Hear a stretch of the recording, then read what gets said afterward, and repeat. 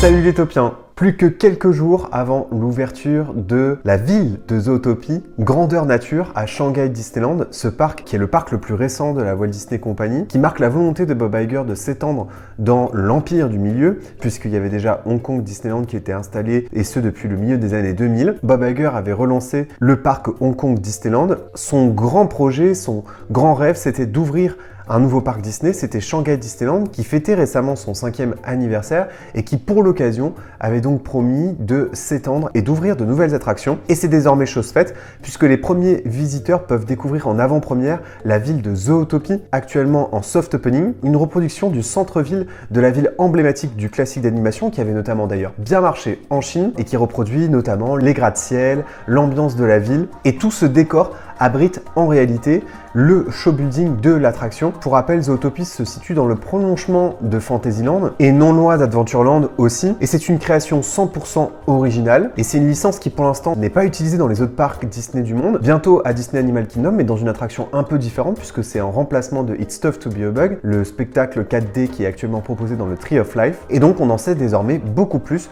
sur cette attraction, sur la storyline de toute la ville, du principe technique de l'attraction, et je vous propose qu'on regarde ça ensemble. L'attraction principale, en quelque sorte, c'est déjà de découvrir la ville, et c'est ni plus ni moins qu'une reproduction exacte de ce qui a été montré dans le classique d'animation, et on est notamment dans le quartier emblématique du film, qui est une sorte de Times Square des animaux. C'est l'endroit où tout le monde se croise, y compris même si on ne vit pas forcément dans les mêmes quartiers. Et donc ici, il y a quelques recettes un peu emblématiques de Main Street USA qui ont été réutilisées pour donner vie à cette ville. Et ça commence d'abord avec les bruitages, puisqu'il y a une référence au fameux dentiste de Main Street, et on entend au loin ici en fait le dentiste Beaver, et on entend les patients qui paniquent alors même qu'ils se font soigner les dents. Il y a aussi le fameux Hibernation Hotel, c'est là que sont les ours, qu'on peut entendre ronfler à travers les fenêtres. Il y a également l'Arctic Spa, là aussi conçu spécialement pour les ours polaires, et là on entend ici le monsieur Big, vous savez ce personnage issu de la mafia mais qui est tout petit et qui discute avec humour de leur intention d'assister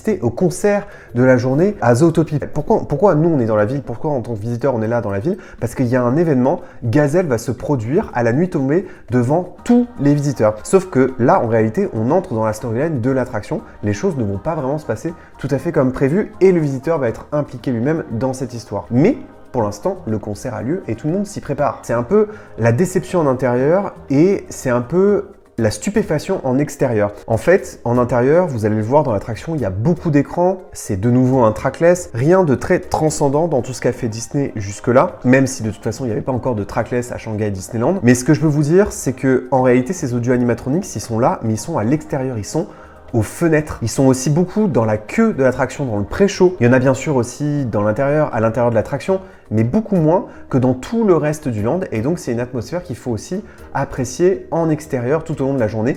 Et c'est en fait probablement un des lands les plus vivants parmi les lands récents de Disney. Par exemple, World of Frozen n'est pas autant vivant. Galaxy's Edge peut aussi parfois souffrir un peu d'activité. À part le Avengers Campus, en fait, il n'y a pas de land plus vivant que celui-là. Et ce sont des audio animatronics qu'on aperçoit en fait dans les différents bâtiments, ce qui le rend d'autant plus authentique. Et comme je vous le disais tout à l'heure, toute la skyline de Zootopie, toute la ville cache en réalité le show building de l'attraction, qui est donc un trackless qu'on espérait être un trackless sur plusieurs étages, avec notamment une tour de chute.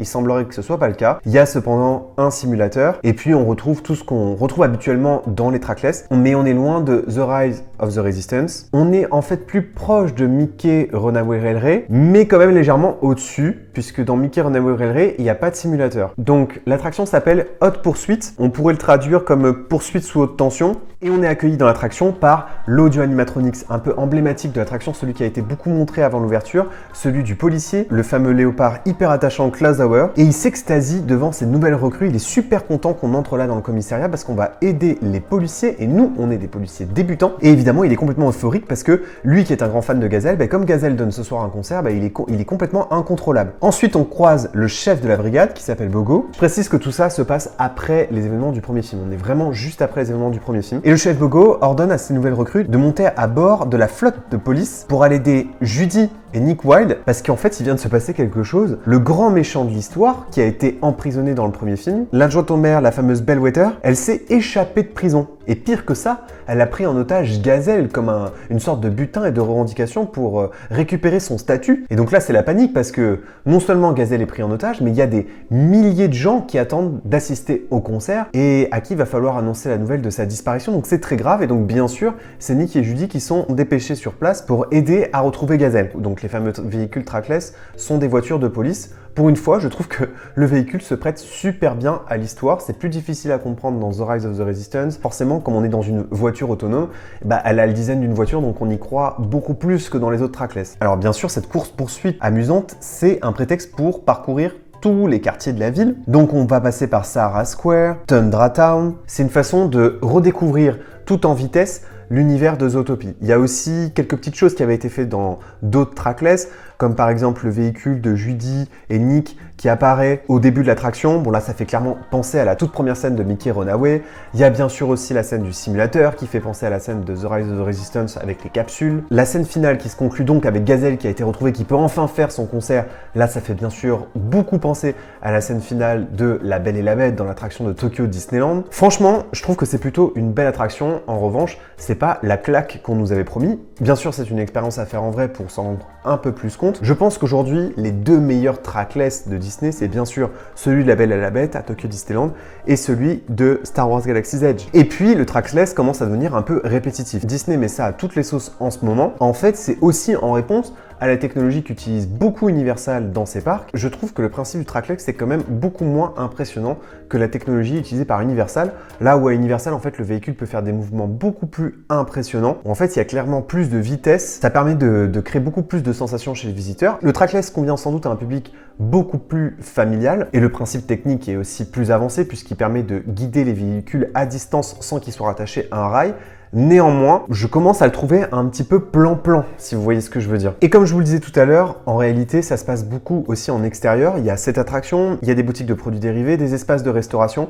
Et ce que je trouve très bien réussi d'ailleurs dans le land, vous allez le voir, c'est la partie snack et restauration, qui est vraiment très fidèle au classique d'animation, où en fait sont reproduits des snacks qui sont clairement montrés trait pour trait dans le classique d'animation. En extérieur, dans le land, ça c'est quand même fou, il y a un audio animatronics qui se tient là devant les visiteurs. En extérieur, il fait quand même plus de 3 mètres de haut et il garde la boutique de la fille de Monsieur Big, donc la boutique de Froufrou. Au fenêtre, comme je vous le disais, il peut y avoir des audio animatronics mais aussi des marionnettes. Donc là, ça reprend le principe des happenings qui se fait parfois dans les parcs américains avec les personnages du Muppet Show. Et puis, ils ont quand même reproduit à l'identique les fameuses Jumbo Pops. Donc ce sont ces fameuses sucettes que vend Nick en se faisant une marge incroyable et en trompant le consommateur. Donc de manière générale, je trouve que c'est un land qui est surtout réussi en extérieur. Il a été beaucoup plus pensé et il est beaucoup plus novateur de ce point de vue-là. En intérieur, bien sûr, c'est très réussi aussi, mais c'est beaucoup de choses qu'on avait déjà vues dans les parcs précédents. Mention quand même pour la scène des naturistes, qui est quand même très drôle comme dans le film. Et puis l'attraction est tout de même très rythmée. Elle reprend complètement l'esprit du classique d'animation avec l'enquête policière. Mais voilà, ça manque un peu d'audio animatronics en intérieur. Et puis il n'y a pas la fameuse tour de chute. Néanmoins, c'est un super ajout.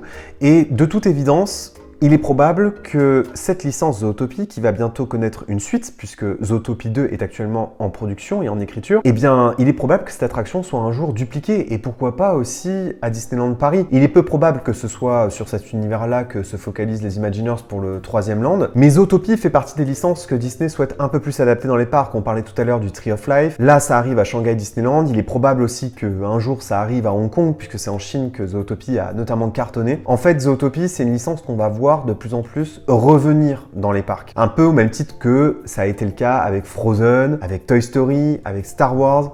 Zootopie devient une licence de ce type-là. Et donc, très intéressant d'observer ce qui se passe là à Shanghai, ça donne le ton. Et si le succès de l'attraction est confirmé, à ce moment-là, on pourra peut-être imaginer des copies des trackless, puisque Disney adore en ce moment copier ses trackless un peu partout. Voilà pour cette découverte de Zootopie à Shanghai Disneyland, que j'espère découvrir un jour et je vous le souhaite aussi. J'espère que cette vidéo vous a plu. N'oubliez pas que vos rêves sont éternels. Bye!